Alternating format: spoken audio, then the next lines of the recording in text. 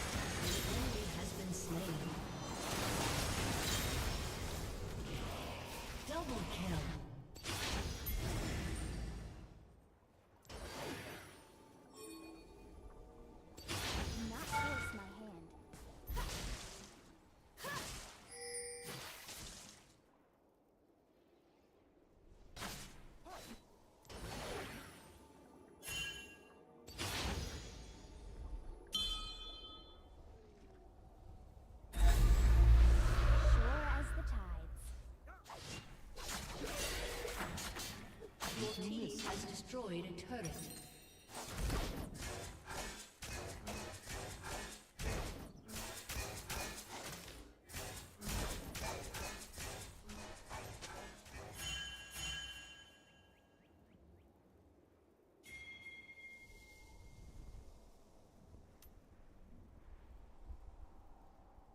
An enemy has been slain.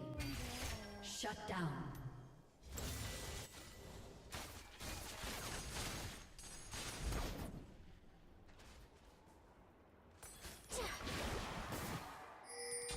Your team has destroyed a turret. Feet are strange.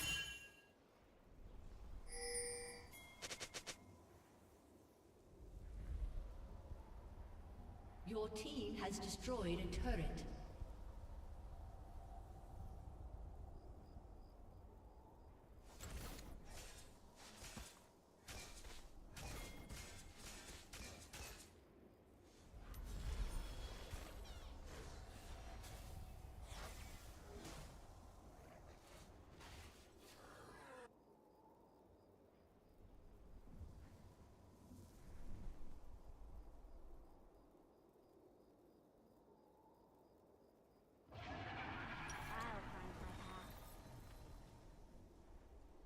Killing spree.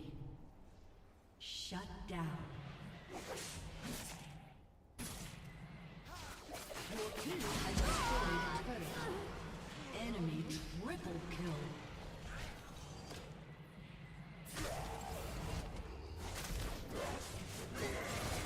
Your turret has been destroyed. An enemy is unstoppable.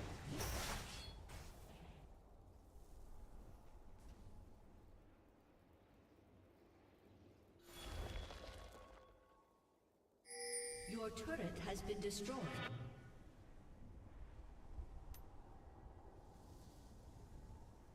Your inhibitor has been destroyed. My quest beckons. Has been slain.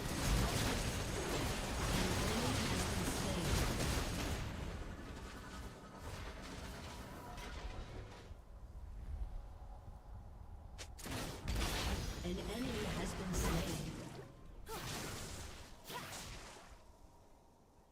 The seas are rising.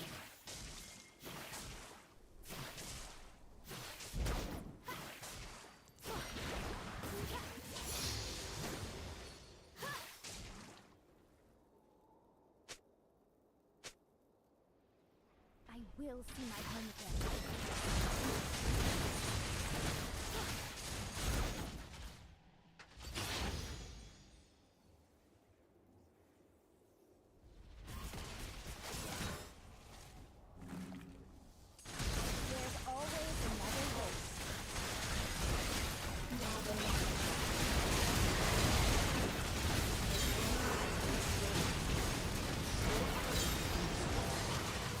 Double kill.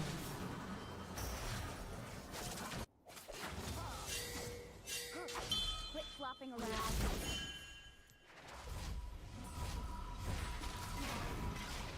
Your team has destroyed a turret. Your turret has been destroyed.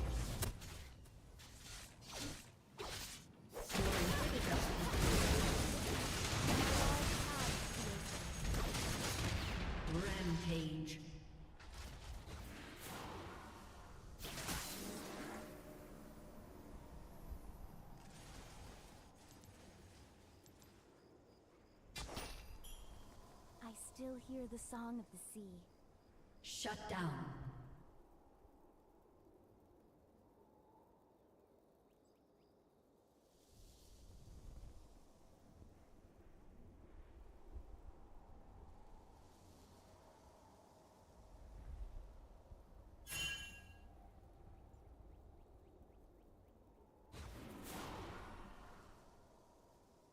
Ew, whale breath.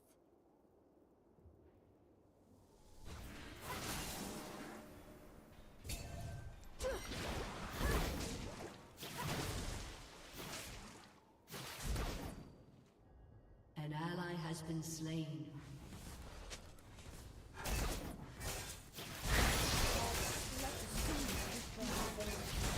Enemy double kill.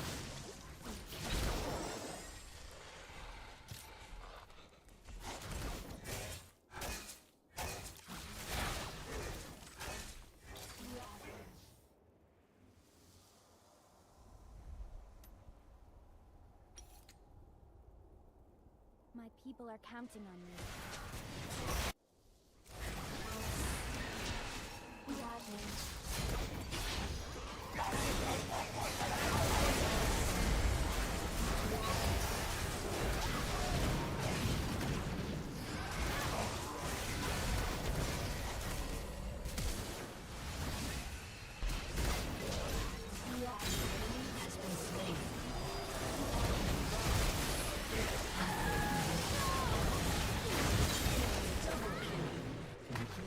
Enemy triple kill.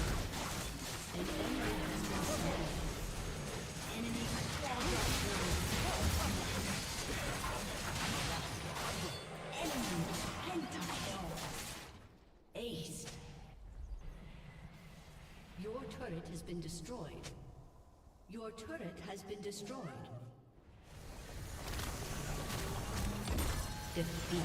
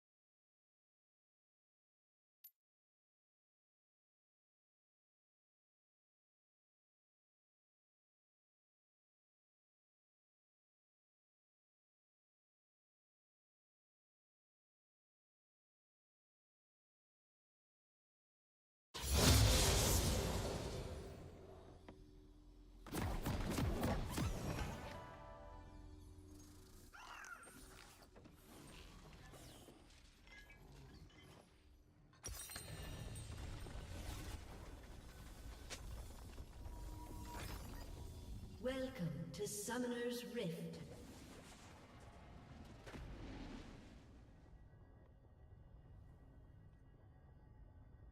Minions have spawned. Quit flopping around.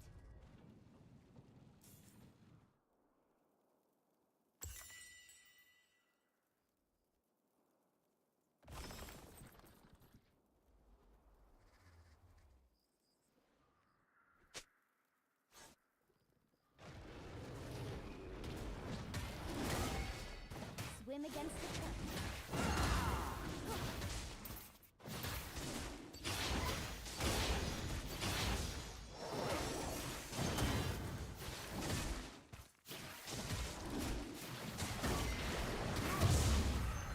Feet are strange.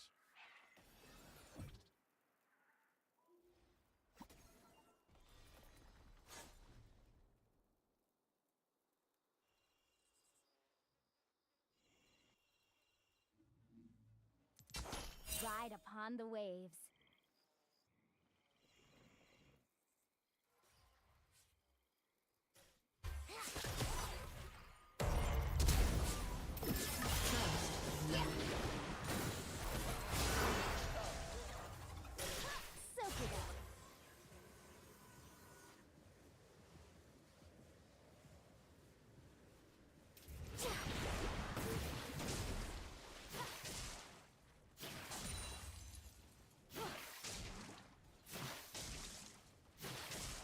Welcome to the deep end.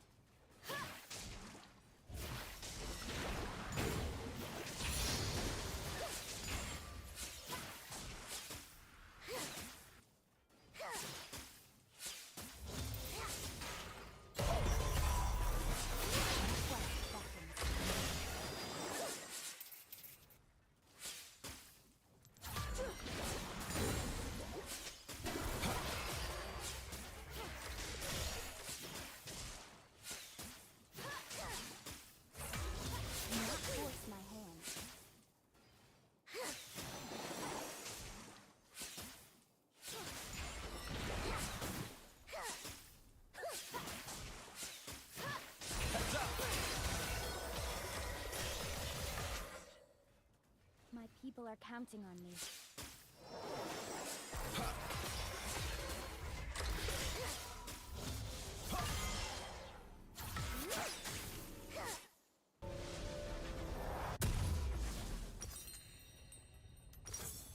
Ew, whale breath.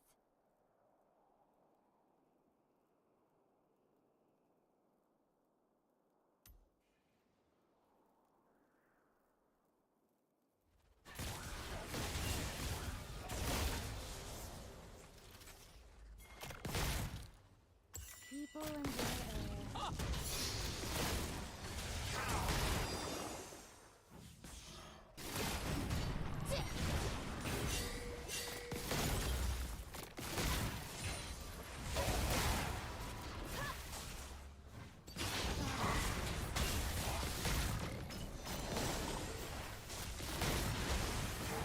An enemy has been slain. An ally has been slain. There's always another way.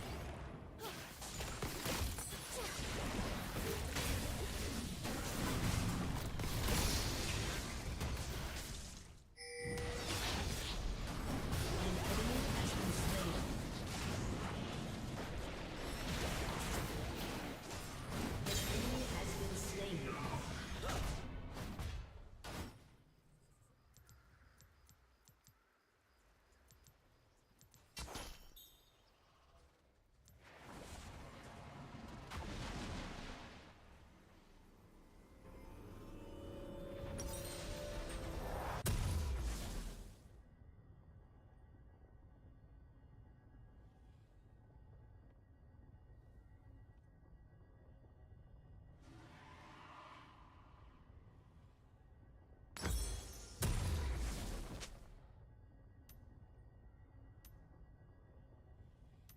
I'll find my path.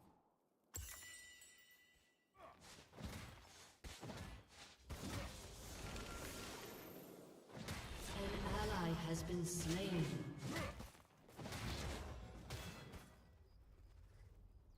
Sure as the tides.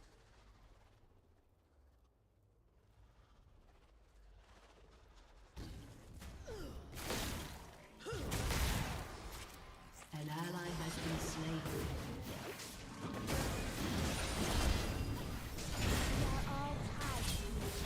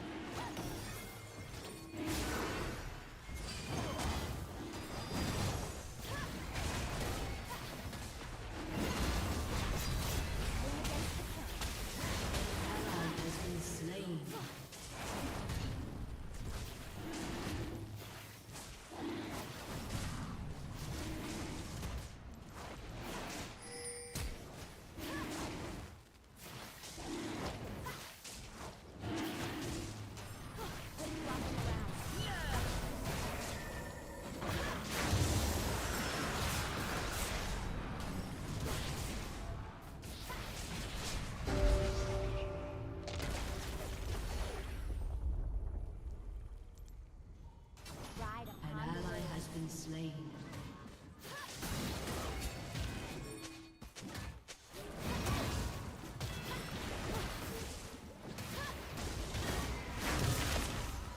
An ally has been slain.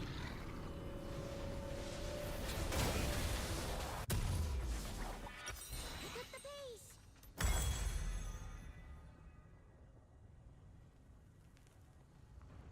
My quest beckons. Your turret has been destroyed.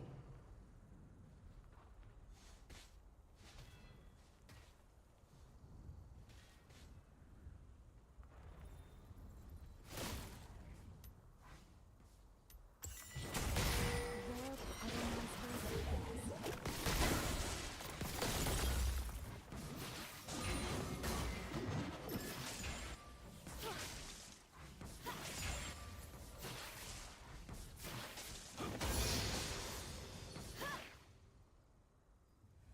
My people are counting on me.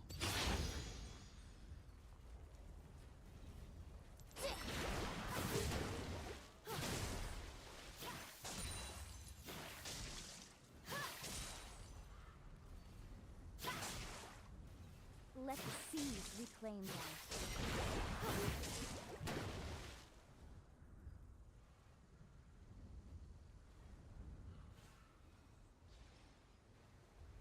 An ally has been slain. Leaders.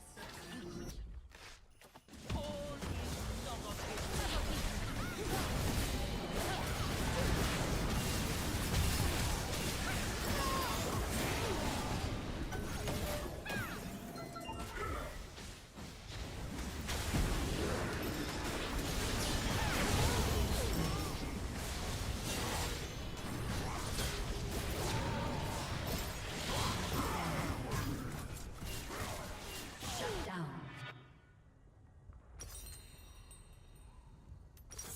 People and their air. Enemy killing spree. Your turret has been destroyed.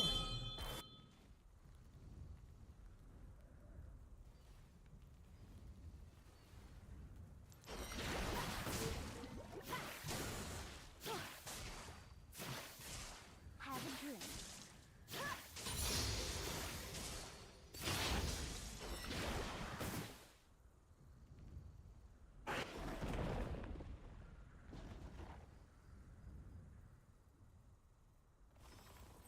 There's always another wave.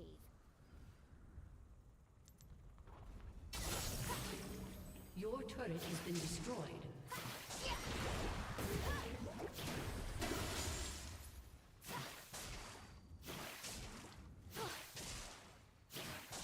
The sea has no pity.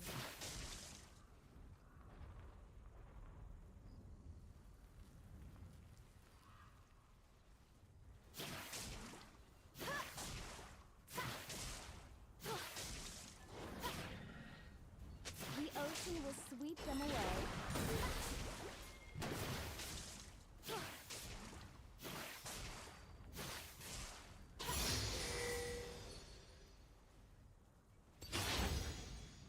An enemy has been slain. I'll find my path. Enemy rampage.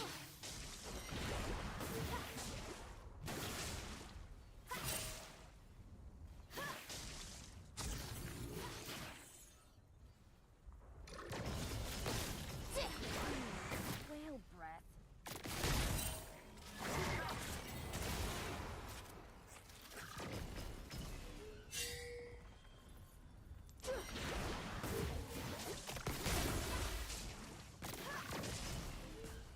We are all tied to the ocean.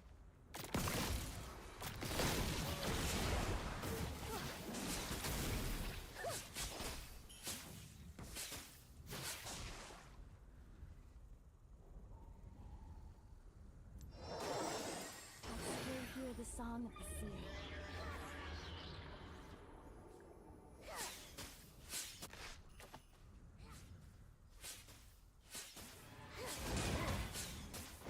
An enemy has been slain. Sure as the tides.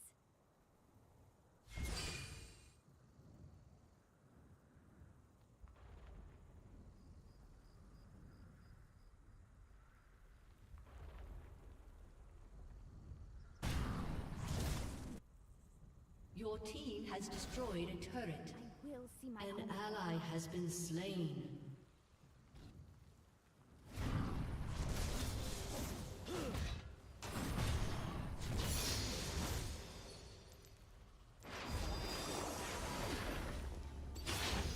Quit flopping around.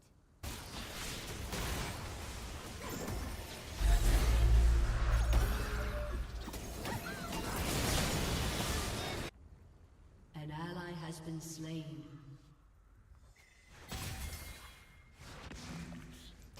Ride upon the waves.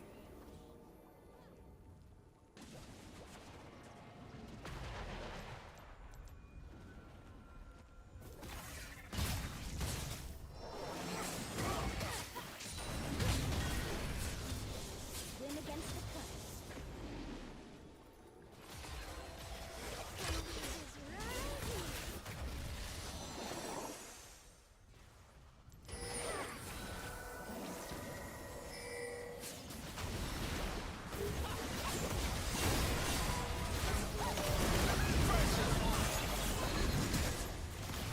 Ally has been slain.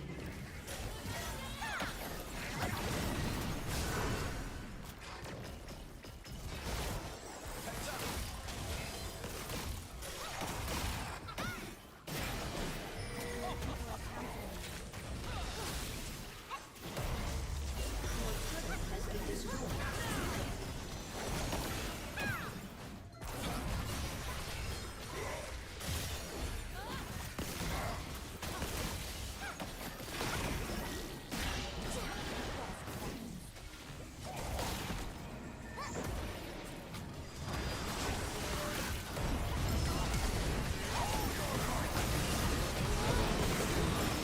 Ally has been slain. Lead our strength.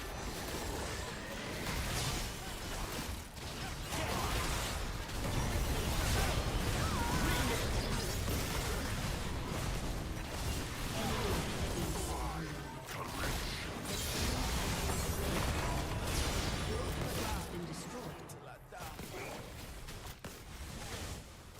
Shut down.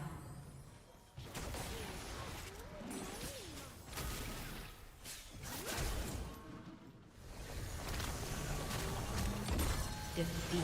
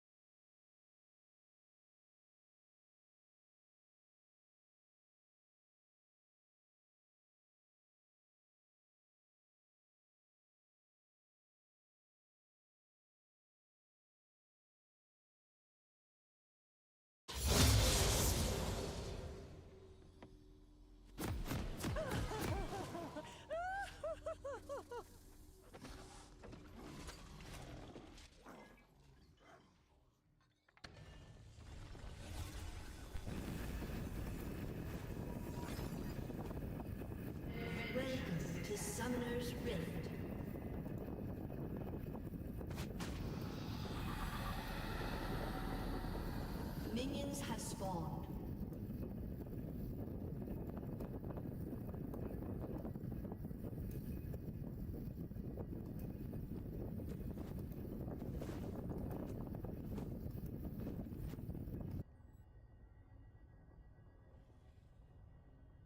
I will see my home again.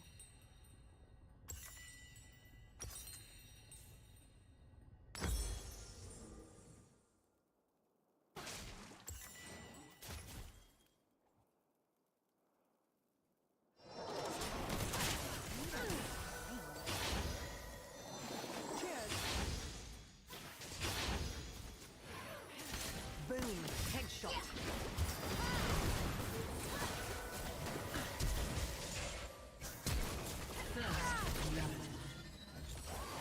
Quit flopping around.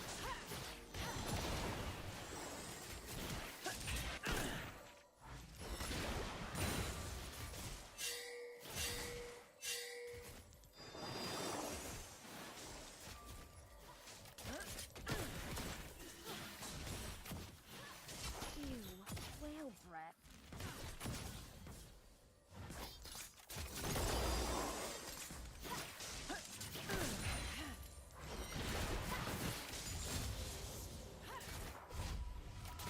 Fancy a treat?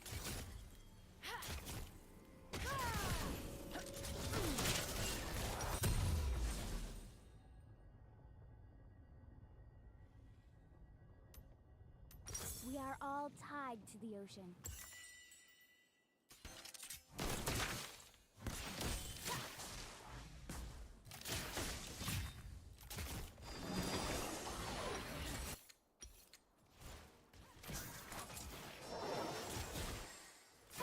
People enjoy air.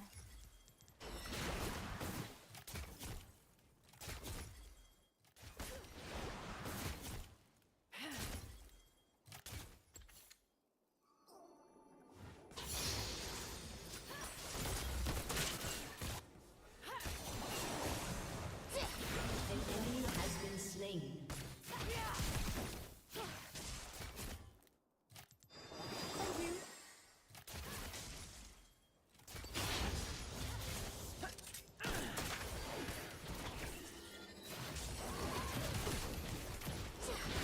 Sure as the tide.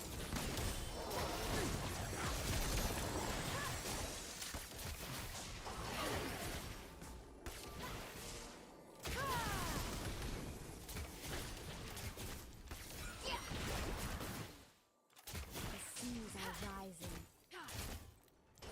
An ally has been slain.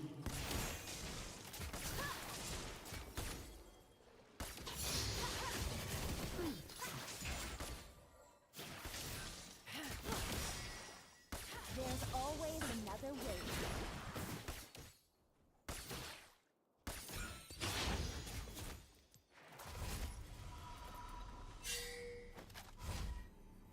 An ally has been slain.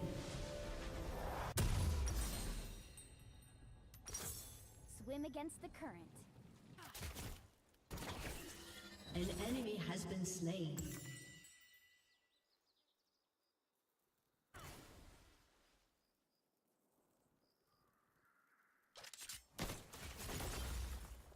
Ride upon the waves.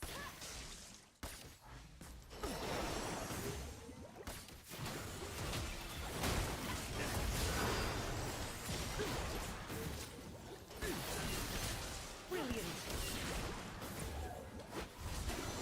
Hear the sound of the sea.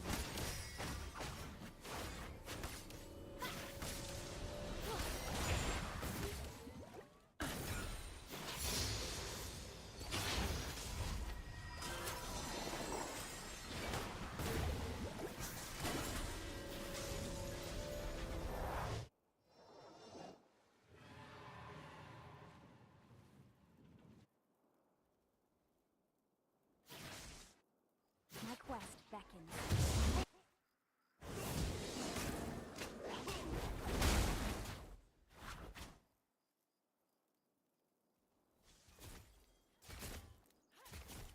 An ally has been slain. I'll find her.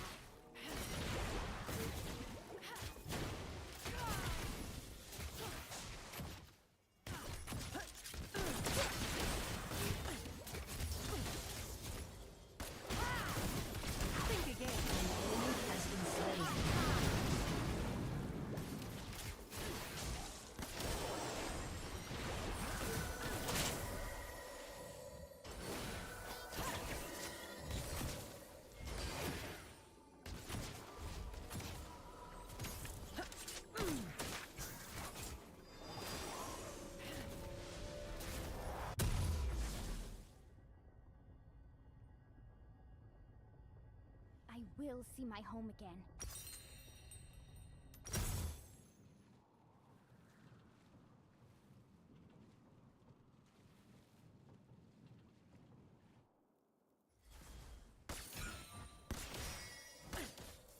An enemy has been slain. Quit flopping around.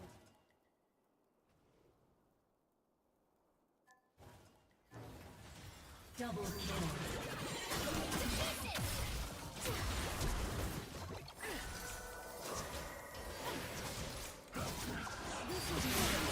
Has been slain.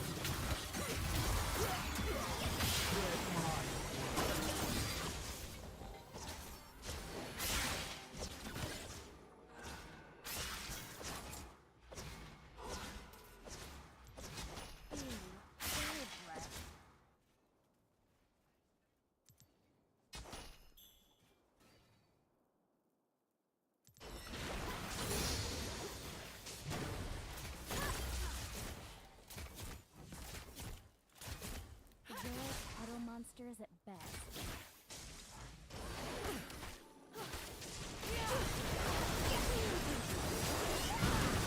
An enemy has been slain.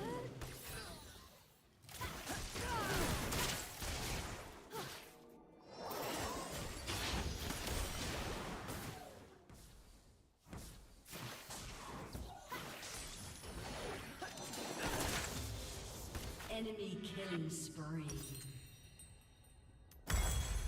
We are all tied to the ocean. Shut down.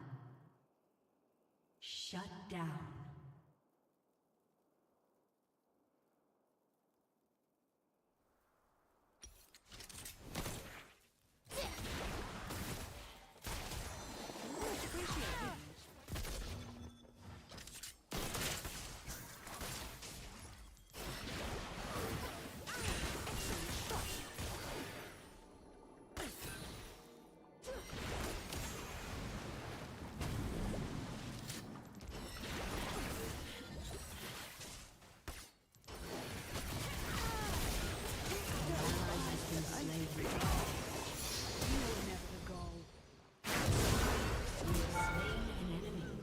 People in their area.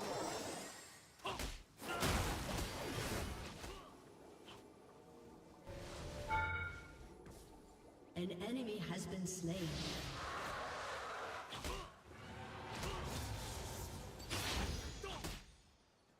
Sure as the...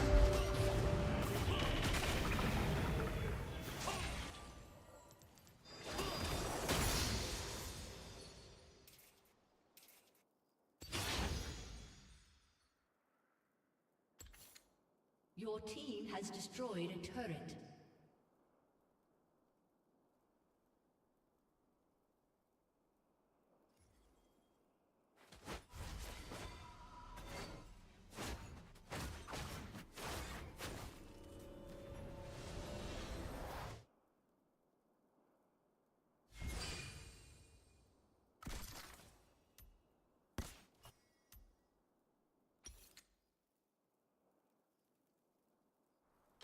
My people are counting on me.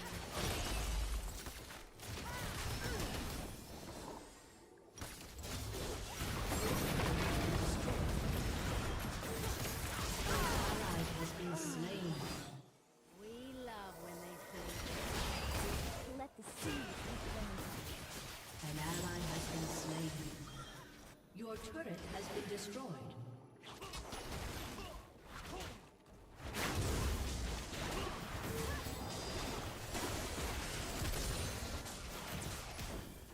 The sea has no pity.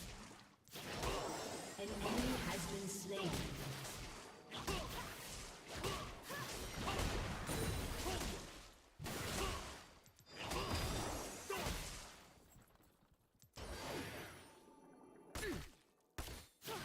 Swim against the current.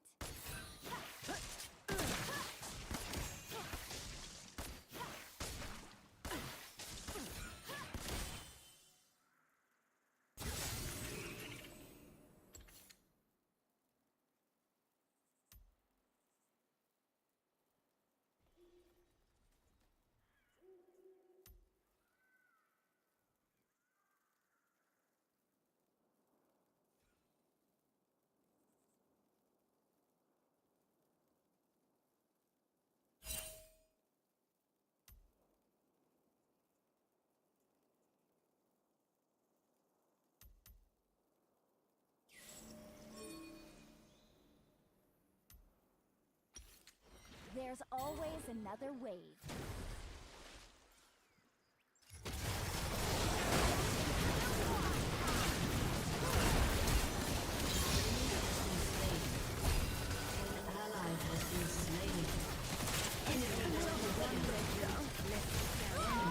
Triple kill. 5 kills.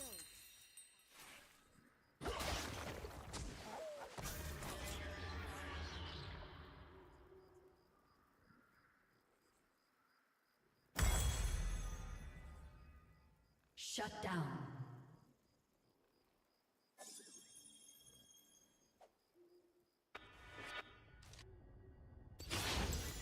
Your turret has been destroyed. See. Your turret has been destroyed.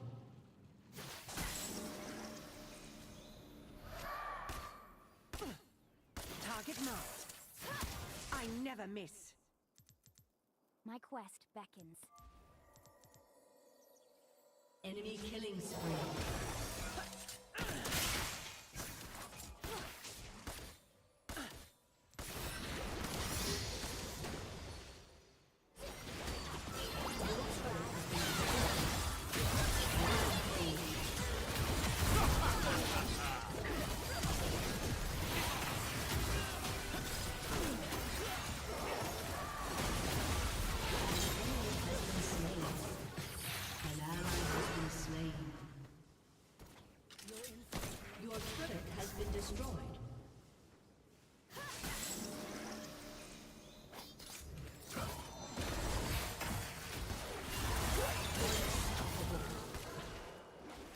Ocean will sweep them away.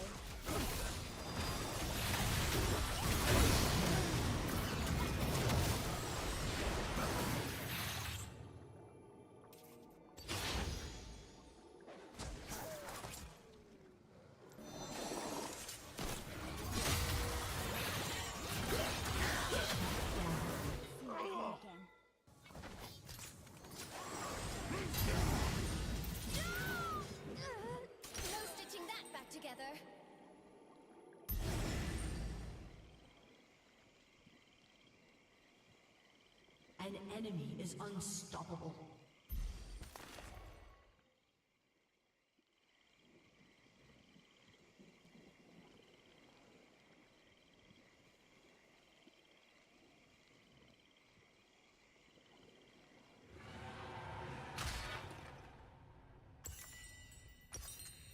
An ally has been slain. Your turret has been destroyed. An enemy has been slain.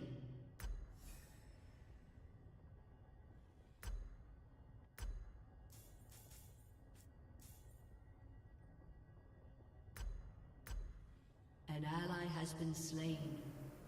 Your inhibitor has been destroyed. Enemy double kill.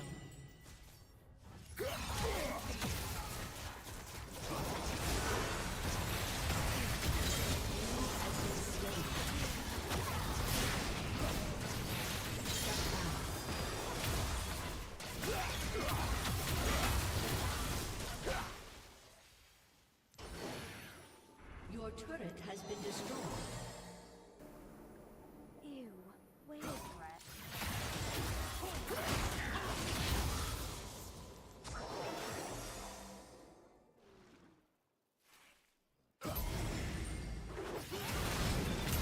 An enemy has been slain. We are all tagged, teenager.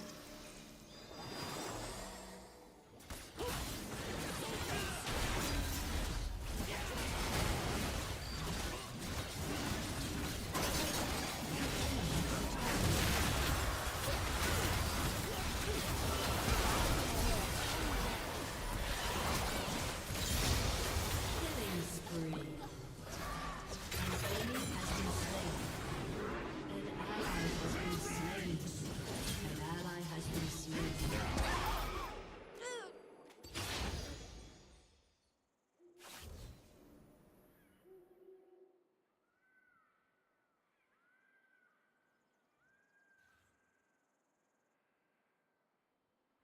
Your turret has been destroyed.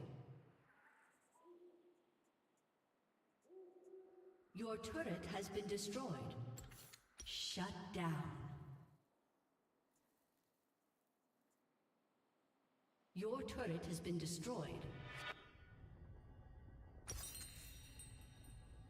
Feet are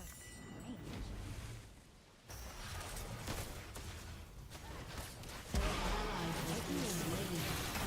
Shut down. Enemy double kill.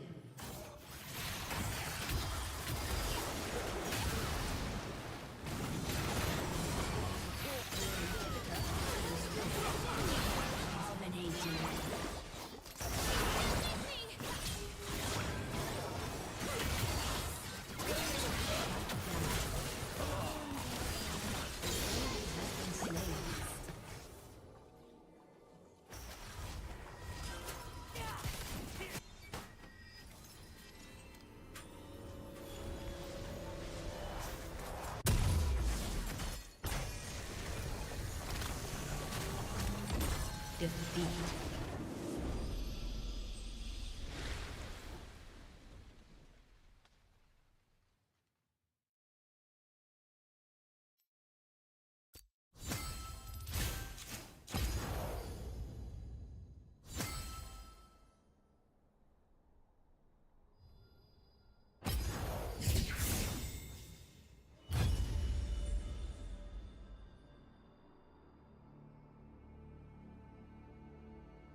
Welcome. In this video I'll show you how to fix League of Legends if it says your game requires a system restart.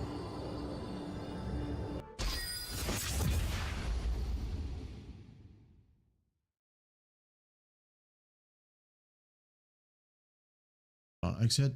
If you can find Riot Vanguard, just do the same. Exit out. Okay. Once done, go ahead over to your search bar, type in services. Click on services. Wait for it to load. Now go ahead and find VGC, which is right here. Click on it, then right click, properties, startup type, set it to automatic, hit on apply, wait for it. Once done, just hit on start.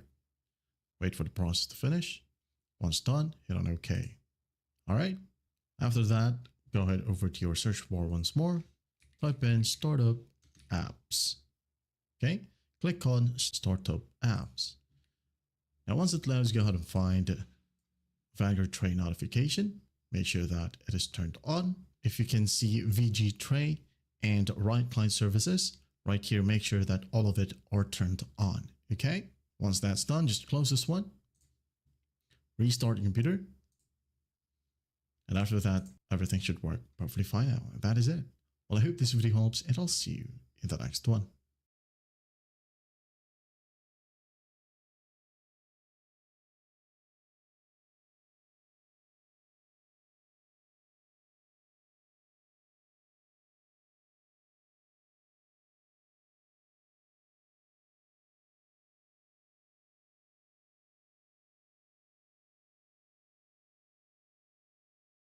League of Legends can be a frustrating game at times. Fix the game!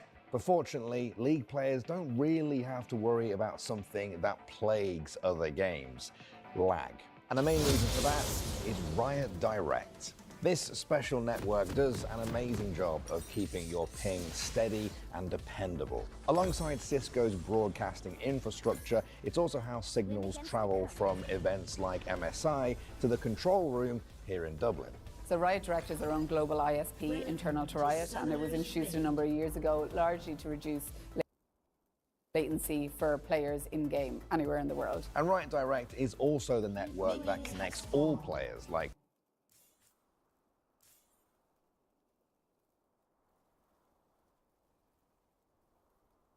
Hey guys, if you're experiencing a slow or laggy League of Legends client, then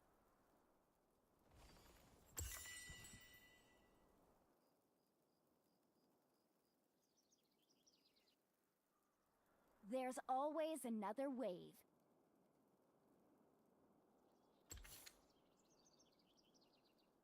Do you guys know Yuzu, the Nintendo Switch emulator that allows you to basically run Switch games on your PC that just recently got banned? It just got killed by Nintendo. See here, if you try to click on Yuzu's website, it's kind of sad. It just loads. It doesn't exist anymore. It's just gone. Why did it get killed by Nintendo? And it's actually because so many people were actually playing Tears of the Kingdom, so the Legend of Zelda game, on PC. But why did people want to run Tears of the Kingdom on PC? Probably one of the main reasons is to make it look and run better. If you see here, I mean, the Nintendo Switch is just so underpowered nowadays. This is a video from Digital Foundry running at 30 FPS, and to a lot of people nowadays, and I don't blame people, 30 FPS isn't that good of an experience. This is what got me really thinking. It's like the Switch is running at 30 FPS locked. This is a live FPS counter. You see this FPS graph here? It is a solid line at 30. Why does it run at 30 when maybe at sometimes on the Switch it could run higher than 30? Why doesn't Nintendo allow the FPS to go further than that if it is possible? Because usually more FPS equals better, right? Well, it even got me more curious because so many console games out there are always locked at 60 FPS or 30 FPS, and rarely we've seen them locked at 45, but it's usually like pick one, 30 or 60. But why do they choose to lock the FPS? Do they know something that we don't? Because typically when we think of FPS, the higher the better. You know, you get as much FPS you're gonna get. It's gonna make your game look smoother. It's gonna make it more responsive. That's why we buy faster CPUs, faster RAM, faster GPU. On PC, it's the whole advantage of PC is being able to up your FPS further than what consoles can do. But are consoles actually onto something that we're not doing? Because surprisingly, limiting your FPS in games through a bunch of testing I did can actually be really good. Okay, we're in a Last of Us Part 1 here, and you can see I'm on a very fast.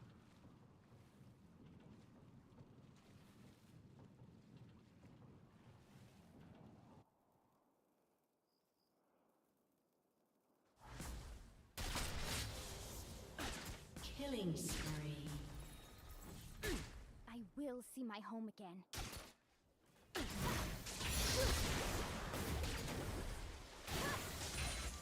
I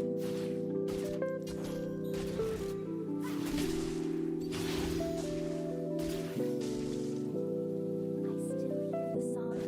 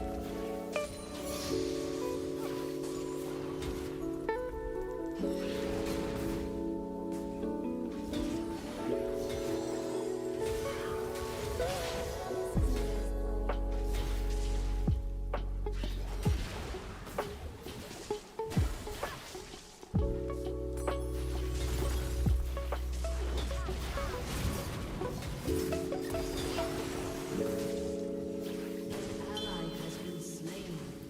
Godlike.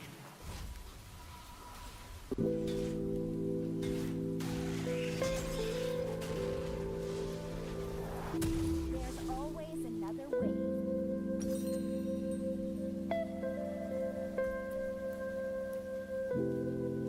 Your turret has been destroyed. Your turret has been destroyed.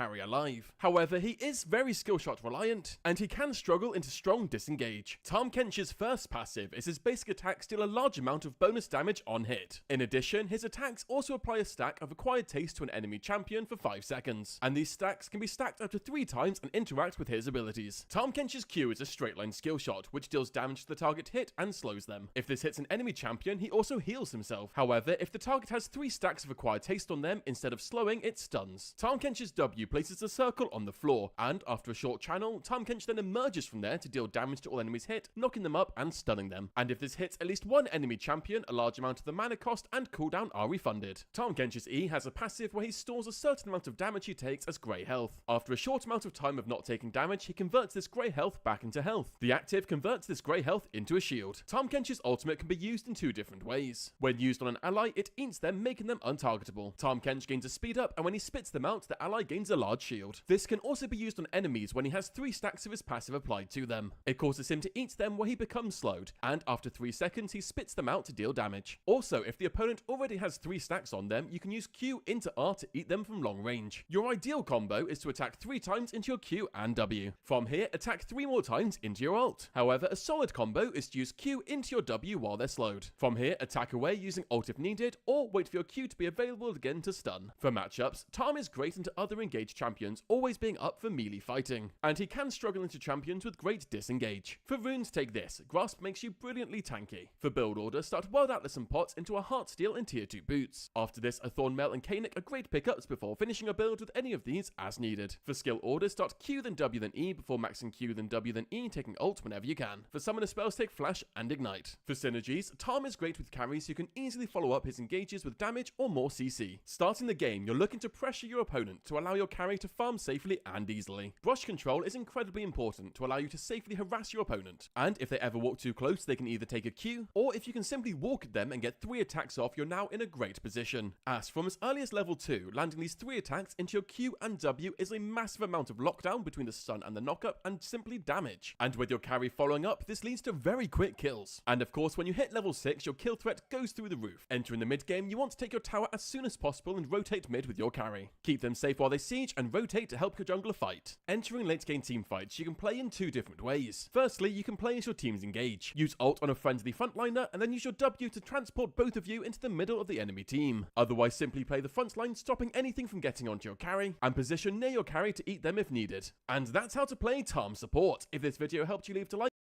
off, you're now in a great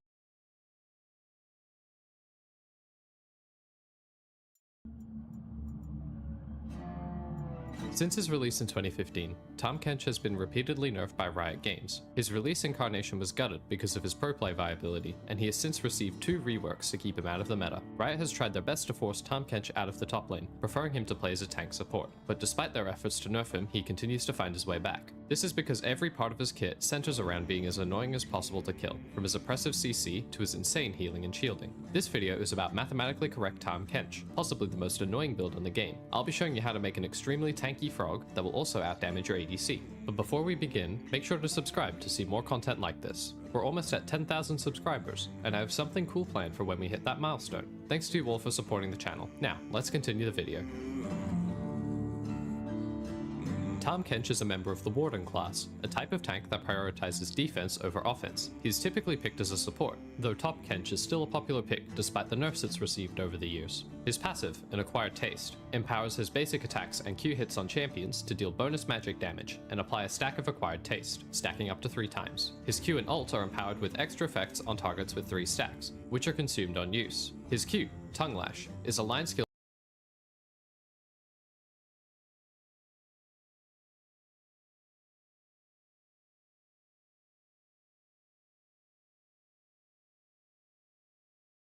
She deals bonus damage to them and grants herself a soul. Her 4th passive is that enemies that die near her may spawn a soul on the ground. She can then attack it to gain the soul and a small amount of gold. Enemy champions, large and epic monsters, and cannon minions she didn't kill will always drop a soul. And minions and lesser monsters will sometimes drop souls. And for each soul stack she gains bonus attack damage, and for every 20 she gains bonus attack range and bonus crit strike chance. And every crit strike chance over 100% is converted to lifesteal. Senna's Q is a point and click ability which can be used on an ally, enemy, or even a ward. It then fires out a straight line skill skill shot, and all enemies hit by this take damage under slowed, and all allies hit by this are healed. Your attacks also reduce this cooldown by 1 second. Senna's W is a straight line skill shot which deals damage to the first enemy hit and attaches to them. Then, after a second, it roots all enemies in a circle around them. Also, if it kills the target, it automatically roots all enemies around. Senna's E camouflages herself and all allies within. Everyone affected gains bonus movement speed and also appears as wraiths to your enemies. Senna's ultimate is a massive rectangular skill shot with global range. Enemies hit by the center are dealt damage, or allies hit by any part of it are granted a shield. For combos, start E into an attack and Q. Follow up immediately with W and ult before attacking away. And if starting W, use E into W. Attack into your Q and ult before attacking away. For matchups, Senna is great into melee support so she can constantly shoot, harass, and gain souls even faster. However, she can struggle into long-range bullies so she can't pressure enough. For runes, take Airy, it makes everything you do better. Although, if you want to go for a damaging build, Fleet works better. For build order, start Wild Atlas and Pots into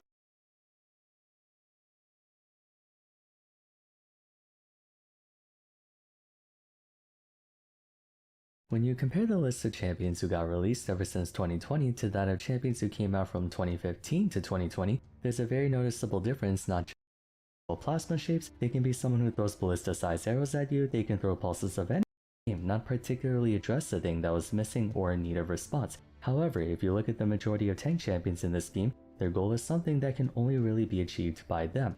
What is the purpose of Malphite? Some may point to his explosive engage, but that's only a small part of it. Among other things, the purpose of his ultimate is to get into the enemy backline. In doing so, that's where his true purpose comes into play. Anti-auto attack damage. Thanks to his extreme amounts of armor and a heavy attack speed cripple on ground slide, Malphite's a textbook counter to any champion who remotely depends on physical auto attack DPS, which happens to represent a significant portion of the roster by way of the ADC role. Malphite was built in response to something. With this goal being about purpose, not playstyle, there's nary a practical need to make additional backline access anti-auto attack tanks. And before you say Rammus, I said a need for it. They can easily make a billion more Malphites than Rammuses, but is that practical? Not really, and I doubt the player base will be receptive to or even care about the inclusion of more of those types of tanks. Applying that thought process across both the Vanguard and Warden roster, and it begins to elucidate the overarching reason behind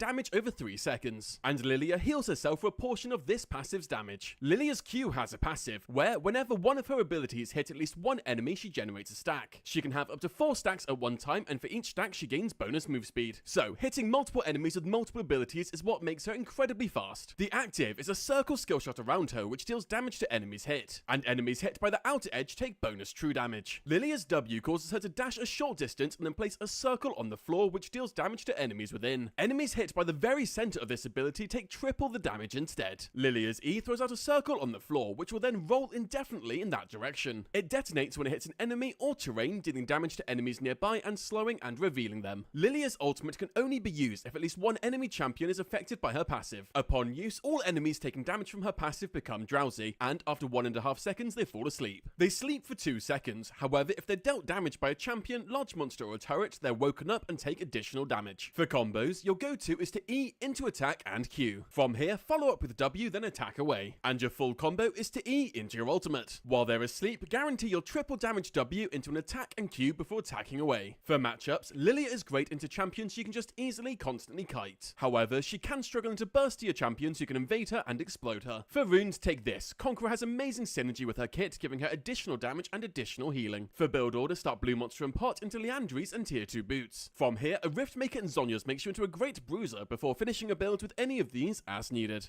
Very high mobility. She deals great AoE damage, she scales well into the mid and late game, and she easily kites many champions. However, her ganks aren't strong before level 6, and she is squishy in the early game, making her vulnerable to invades. Lilia's passive is whenever she damages any enemy with any ability, they take damage over 3 seconds, and Lilia heals herself for a portion of this passive's damage. Lilia's Q has a passive, where whenever one of her abilities hit at least one enemy, she generates a stack. She can have up to 4 stacks at one time, and for each stack she gains bonus move speed. So, hitting multiple enemies with multiple abilities is what makes her incredibly fast. The active is a circle skill shot around her which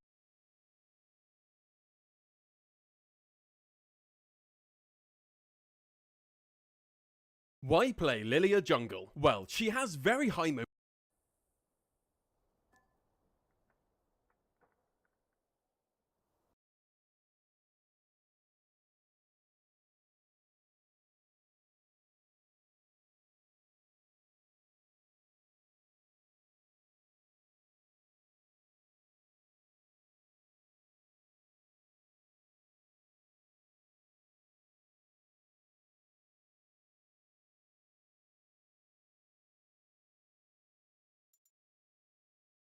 Dominates over the other, one of the most common cycles being the ever-alternating support meta with either tank supports or enchanted supports holding the lion's share of equity. Generally though, the balanced team makes an effort to ensure all classes have a modicum of relevance, even if ultimately one of them ends up being the more popular or practical one to play. The one class I would say remains the perennial exception to this would be tank champions. Due to a series of traumatic events, for lack of a better word, that happened in the first decade of League, tanks have consistently been the most difficult class to find a healthy middle ground for between being strong and viable enough to make players want to use them, but not too strong to where they stat check everyone. The very nature of the class makes achieving such a balance next to impossible in theory, as there are simply too many contradicting elements that circumstantially gatekeep the class, forcing Riot to try unconventional, if not outright counterproductive means of increasing the viability of tanks. The end result has given rise to a quasi-new generation of tanks, the raid bosses, which I'll be talking about for today and how they represent the late-stage consequences of such experimentation.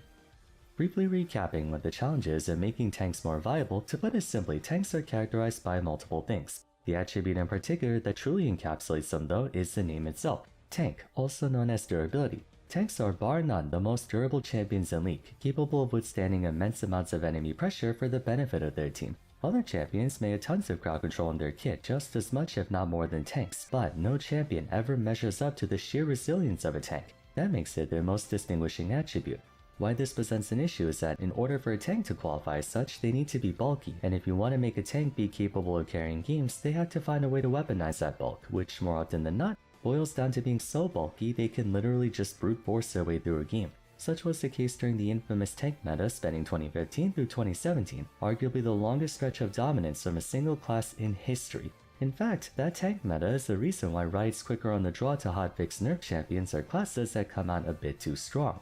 Another long-term consequence of the Season 5 through 7 tank meta was the progressive increase in universal tank busting measures. Beginning with champions, I would say around 2016 is when we started to see a growing frequency of new releases carrying innate tank busting in their kit. Cled's W and Ultimate both dealt max health damage, Camilla true damage on her Q, max health on her W, and current health on her Ultimate. Kane's Red form turned his Q and Ultimate into max health damage. Ornn, despite being a tank himself, ironically excelled at beating other tanks by way of the ample amounts of max health damage in his W and brittle procs. From that point onward, passive armor and magic penetration, percent health damage, whether current, missing, or max health, and true damage went from being spotted in 1 in every 10 champions to every 2 or 3 champions. It was a countermeasure to mitigate the possibility of such a meta ever happening again.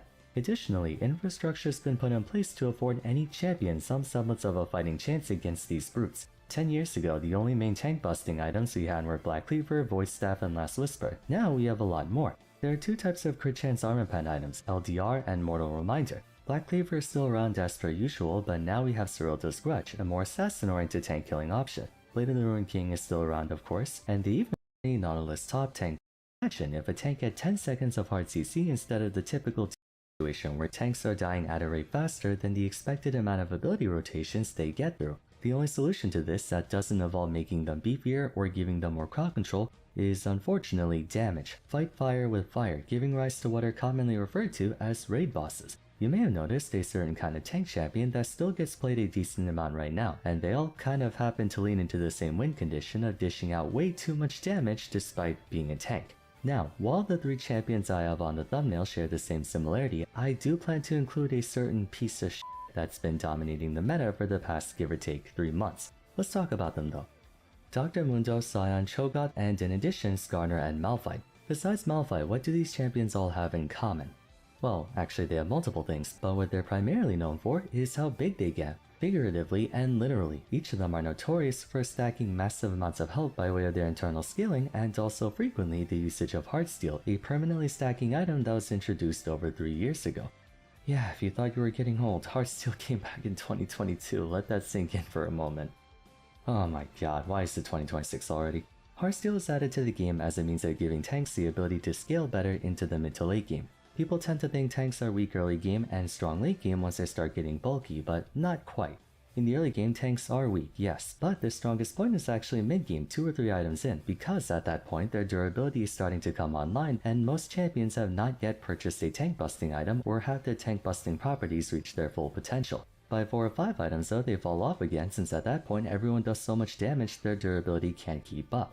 Heartsteel was brought in to remedy that by giving tanks the ability to increase their health pool in proportion to the opposition's ability to deal with it, and while that applies to anyone who builds this item even if it's a non-tank champion, these guys in particular have found a most unique way of weaponizing it, as they carry multiple sources of HP scaling in their kits. The highest profile example of this would have to be Dr. Mundo, by far the best abuser of Heartsteel owing to damn near everything in his kit getting stronger with more HP. He of course acquires the innate durability that comes with more health, but his passive regen goes up the more HP he has, the recast damage on his W goes up, not by much, but it can do a nice 300 or so damage in the mid to late game, so it's not negligible. He gets bonus AD equal to his max health, and then his E deals damage equal to his bonus health, effectively having double scaling. Ultimate gives him bonus health based on his missing health, which means it will give you more and higher amounts of HP obviously. Let's also not forget you have the max health regen to go along with it. Mundo gets beefier and more damaging by building HP, which prior to Heartsteel would eventually have reached a soft cap, not counting Grasp of the Undying and Overgrowth. But Heartsteel enables Mundo to become an infinite scaler, and thus be one of the few tanks who can not only survive for more than a few seconds in the late game, but more critically, have enough damage to run down your backline if you don't have an easy way of kiting him. Mind you, no matter how much extra health Mundo has, he still falls victim to high DPS enemy teams due to being all health and at most 1 armor or magic resist item. However, the real reason for people choosing him over most other tanks is because unlike most of those tanks, Mundo's DPS scales to a point where he begins to overpower DPS champions through sheer stats. In addition to Heartsteel accumulating bonus health, the item in and of itself does a ton of damage. No doubt you've seen plenty of clips of Mundo getting Heartsteel primed up with his E at low HP plus Grasp and Titanic Hydra active to straight up one-shot a squishy champion. Then again, it is more than just Heartsteel, there's Grasp, Titanic, maybe Overlord's Bloodmail and whatnot. But the point is, come late game, Mundo has all the durability of a tank while at the same time being a total menace to the enemy team. Worse yet, you have to 100 to 0 him, for if he gets a chance to run away from you, Warmons will regen him back up to full in seconds, forcing you to have to fight him all over again, only now with all your cooldowns exhausted. Though statistically speaking, Mundo has a lower win rate than a conventional tank like Maokai, he has carry potential unless the enemy team is specifically geared to shut him down. The same applies to other members of this archetype, look at Cho'Gath for example. I know Cho'Gath usually prefers to go AP Bruiser builds, not really Heartsteel, but the same principle is here nonetheless. He stacks up an overwhelming amount of bonus health to become the biggest champion in the game. Quite literally in this case, he gets bigger with every stack of feasts. If you go tank Cho'Gath, the guy becomes one of the hardest champions to take down, all while having really solid damage output for his supposed tank. The reason you built AP Bruiser on him is because of his AP ratios, making it so even a single item like Riftmaker or Rocket Belt can have his entire QWE combo deal north of 1200 damage. More importantly though, health stacking on Cho'Gath increases a bite of Feast, typically reaching anywhere between 12 to 1500 damage in the mid to late game, practically insta-killing a squishy champion. Every stack of Feast makes him beefier and more damaging. 3 auto-swim is E with 10 stacks of Feast makes each cast of Vorpal Spikes do over 25% AoE max out damage, and of course every munch makes his next munch do more damage. Cho'Gath is as difficult to take down as a tank late game while still having the threat capacity of like a Darius or Aatrox. Even full tank Cho'Gath can do some pretty mean damage. AP Bruiser is just more burst oriented and people like that. Once again though, there's a recurring factor of being tanky but also being a threat. Last example I want to mention is Malphite, this beautiful son of a piece of freaking God, I hate you so much. Mostly because for some inexplicable reason Riot decided to buff him despite already being in a fairly good position. And they wanted to make him a jungler too, so now there's that. Either way, while he doesn't scale off health like the other raid bosses, he still emulates them in the sense that he brute forces enemy teams through sheer overwhelming stats. Only instead of health, it's armor. Frankly, the only quote-unquote tank part of him is his ultimate. Everything else he pretty much plays like a juggernaut like Mundo rather than your garden variety tank like Ornn or Sejuani. Once more though, it's about stat conversion. Every point of armor on Malphite is practically doubled while Granite Shield is active by way of his W passive tripling in value while the shield holds. Moreover, Thunderclap and Groundslam both have noticeably high armor scaling, the latter in particular. I see full tank Malphites doing well over 500 damage per cast to beat. 500 may not seem like that much compared to a mage ability doing upwards of 1000, but it bears repeating that it's on a champion who takes a lifetime and a half to kill without magic damage. It should go without saying that Malphite is beyond the shadow of doubt the counter to physical damage and auto-attacking champions. He gets so much armor that even without Granite Shield, you're staring at a guy with more armor than most champions have in AD. Subsequently, it also means that armor penetration doesn't really work on Malphite all too well since he has so much of it.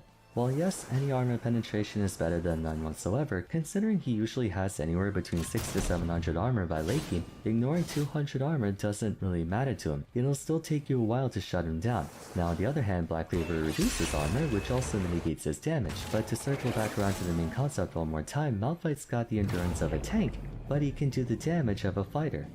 The central reason behind players choosing raid bosses over traditional tanks is because at the end of the day, damage is the attribute most conducive to carrying a game. While crowd control makes life a lot easier for people since you have a surefire way to set up into a kill, all the crowd control in the world means jack shit if you don't have the damage to go along with it. The likes of Mundo and Malphite have less hard CC than Maokai or Sejuani, but they certainly do a lot more DPS. On rare occasions, you have tanks with both, like Skarner. Skarner was so obnoxious when he first got reworked because he had the invincibility of Tahm Kench, the damage output of a Mordekaiser, and the crowd control of a Leona all in one. The future of tanks in League, for better or worse, is DPS. Riot essentially dug themselves into a hole by overcorrecting the trauma of tank meta that we're essentially right back to where we started through raid bosses. Only this time, rather than making it take longer for you to kill tanks to allow them the opportunity to use their ability rotation multiple times, they just went the other direction, making it take shorter for them to kill you, by making it so the tank doesn't need to wait for his cooldown, so he can just one-shot you in a single rotation. Sion, Mundo, Skarner, Malphite, Cho'Gath, they effectively turned half the roster into K'Sante, invincible while still nuking you for thousands of HP. What did they expect would happen though? If everyone can one-shot everyone, tanks eventually would need to do the same if they want to remain a viable class. Now, thankfully for me though, Mundo's one of my favorite champions. Much as I complain about how annoying he is to deal with, I'm part of the problem. So who am I to judge? Anyway, let me know in the comments.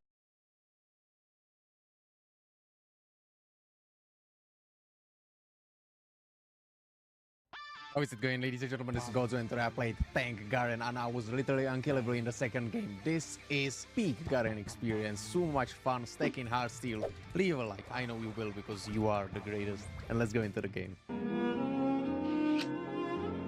And here we go, baby. Garen top lane versus Tahm Kench. Tough luck, but we will do fine. I can sense it. This catfish is not gonna do fine, and I'm alright with, you know, being licked, so it's all good. I have countered him greatly. Now, is he in a bush? Is he helping Nunu? Who knows? It's Nebulos, but we will find out later. There he is. They were stealing. How is that they were not stealing? I was there. That's impossible. And if they stole, that's insane. Because that would have been quick.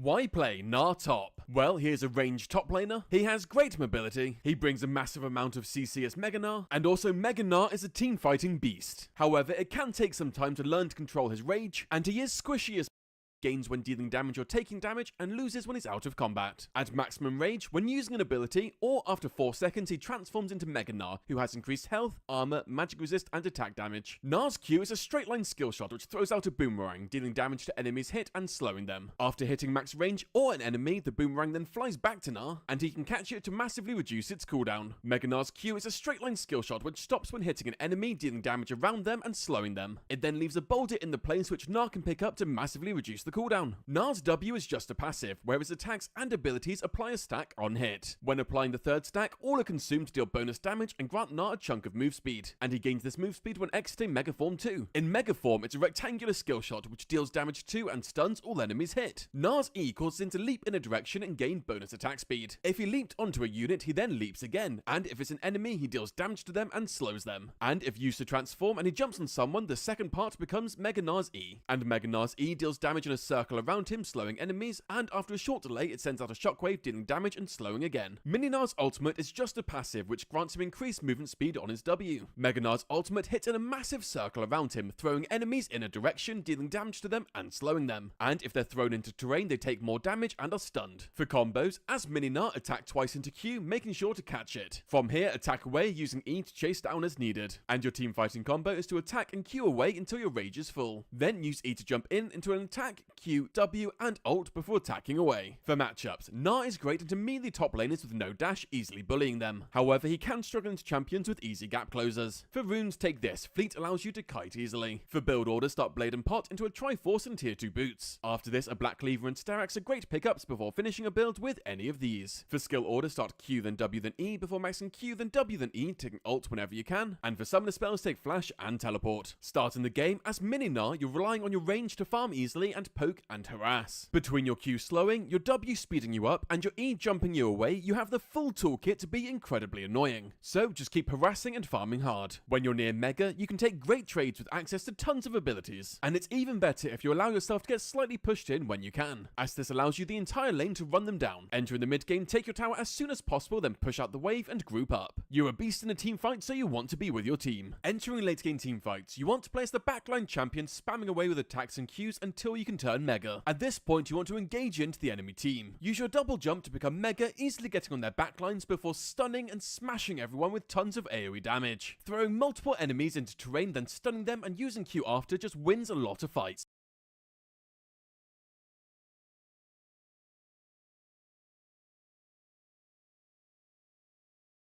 Hey guys, and welcome to my new guide for Gnar. In this guide, I will teach you guys the abilities, the combos, the best runes and builds, the skill order, and summoner spells, as well as an entire educational gameplay where I teach you guys the entire early game, the mid game, and then also the late game. Let's cover the abilities for Gnar first. Gnar's Q throws a boomerang that damages and slows enemies it hits. If you catch the boomerang, its cooldown will also be reduced. Gnar's Mega Q throws a massive rock, dealing damage and slowing the enemy's hit. It can also be picked up and reduce the cooldown. Gnar's W is bonus damage and movement speed every time you hit your third attack. Mega's Gnar W is a stun that can hit multiple enemies in one small area in front of him. Gnar's E is a jump, and if you jump on a champion, you'll be able to jump even further. Gnar's Mega E is an even better jump, allowing you to deal damage in an area around him. Gnar's ultimate throws all enemies around him in a chosen direction, dealing damage and slowing all targets hit. If the enemies also hit a wall, they'll be stunned instead and taking also bonus damage. Let's talk about the runes for Gnar next. The first and main rune page for Gnar is going to be Fleet rune page. Gnar heavily relies on positioning, and Fleet provides that, and on top of that also gives him sustain for the laning phase as well. In the second tree, you always want to take Bone Plating with Overgrowth versus melee matchups, and then you want to take Second Wind with Overgrowth versus ranged matchups. You can also take Unflinching instead of Overgrowth versus heavy CC. However, if you prefer scaling better towards the mid late game, I highly recommend Overgrowth instead. You can also go for the Grass rune page with Triumph and Alacrity in the second tree for winning the short trades. However, do keep in mind you won't be able to position as easily, so I highly recommend going for Fleet in most cases. As for the bonus stats, you always want to take 1 point into attack speed, another point into adaptive, and then another point into HP scaling. Let's talk about the builds for Gnar next. For the starter items, you always want to take a Dorn Shield for could easily make you win an entire team fight. Now let's get into an educational gameplay, and I will teach you guys exactly all-in combo for Gnar with maximum damage in mind. It's important you always auto-attack between each ability for more damage, and so you don't stack up the stuns too quickly. The fourth combo is the ER combo. If you're about to transform with Gnar, you can jump towards enemies and hit your ultimate in the middle of the air. This combo could easily make you win an entire team fight. Now let's get into an educational gameplay, and I will teach you guys exactly on how to play the early game with Gnar, as well as the mid game and then also the late game. Alright guys, welcome back to another YouTube video. Today we're playing Gnar top lane versus the Kayle matchup. And for the ones we got Fleet, we got Triumph, we got Alacrity, Last Stand, we got Bone Plating, and then we also run Overgrowth. This will be a very fun game because we are playing Gnar today versus Kayle. And when you look at their team comp, they have 4 champions in their team that are all AP. So I already know what build I'm going to run. I'm going to go for the heavy AP build that I made. Versus heavy AP. I'm going to show you this game. So let's take the push. This matchup, incredibly easy, okay? Kayle becomes a champion after level 6, so his early game is just bad. Straight up. We can do whatever we want in this matchup. We can play it as aggressive as we like. Even went for D-Blade. You can, in theory, run this matchup with D-Shield, despite it being a melee matchup, because if Kayle is going to spam QE, you can actually heal from it constantly. Okay, I'm going to try and push myself into level 3 here, and then we go in immediately. So I'm going to hold my combo for the perfect opportunity. I will hit my level 3 right here somewhere. Stone down. Nice combo. I'm willing to do any damage possible to get this guy as low as possible. Their jungle is currently on mid lane. That's really good to know. Let's drop the Q down as well. Probably he's going to end up like dodging quite a bit. We could stay here. I think that's... I was actually wrong about this. Their support was in mid lane, so I still don't know where the jungle is. It's going to be worth knowing. Yeah, they apparently lane swap. I don't know. I don't know why, actually. It's a bit weird. Support's playing in mid. Okay, so the way how we play Gnar is you basically focus on kiting your opponent in the range form, and when you get into the melee form, I'll just call it the melee form real fast. I think Diana's up here. I could flash Q. I thought that the jungle was going to be here, but as it turns out, it's just not the case. Oh, he is actually top lane. Okay, we have to play this part safe because the jungle's here. There's a reason why Kayle actually played like that. It's because the jungle is involved. He's up there right now. I'm gonna have to place a ward down because I think he's going for the jungle camp. We have to play this part safe. 3 people top lane right now.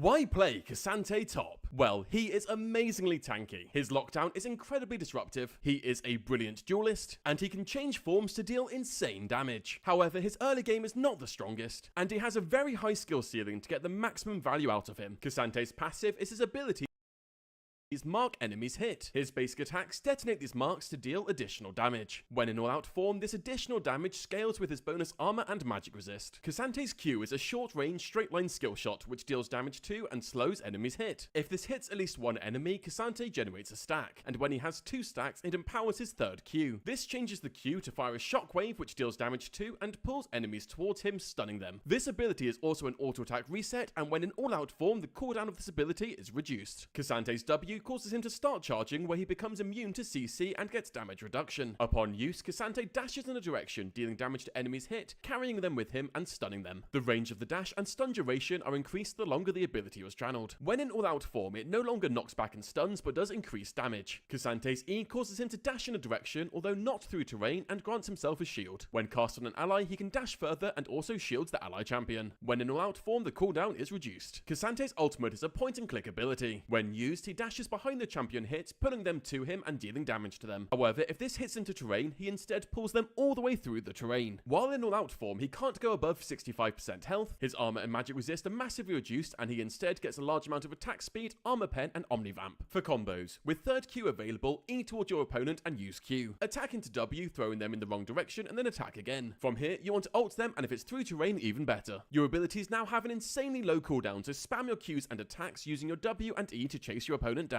For matchups, K'Sante can struggle into tank killers, but he's great into high damage top laners, tanking their damage before turning it around. For runes, take this. Grasp is everything you want. For build order, start Shield and Pot into an Iceborne Gauntlet and tier 2 boots. After this, a Thornmail and Jack shows are great pickups before finishing your build with any of these as needed. For skill order, start Q then E then W before maxing Q then W then E, taking ult whenever you can. For summoner spells, take Flash and Teleport. Starting the game, as the top laner, your main focus is always going to be on farming hard and taking good trades where possible. When you have third Q available, unbreakable, your trades become great. Dashing in with E grants you a shield, Q knocks them around, and W knocks them around again so they can't even respond to your tons of damage. And when you hit level 6, you now have insane kill pressure. Your third Q knocks them back, your W knocks them back, and your ultimate now knocks them back to make sure they're far away from safety. And you get tons of damage to tear through them. Entering the mid game, take your tower as soon as possible and split push for pressure. You're great at killing through towers with your Iceborne Gauntlet, and you're such a strong duelist they have to send multiple people to stop you. Entering late game team fights, you want to play as your team's frontline. Absorb damage while throwing out tons yourself while being incredibly disruptive, with your Qs and Ws stunning and knocking around their entire team. Keep doing this until you get the opportunity to get on one of their backline champions with your ultimate. Run them through a wall, forcing them to a fight they can't win.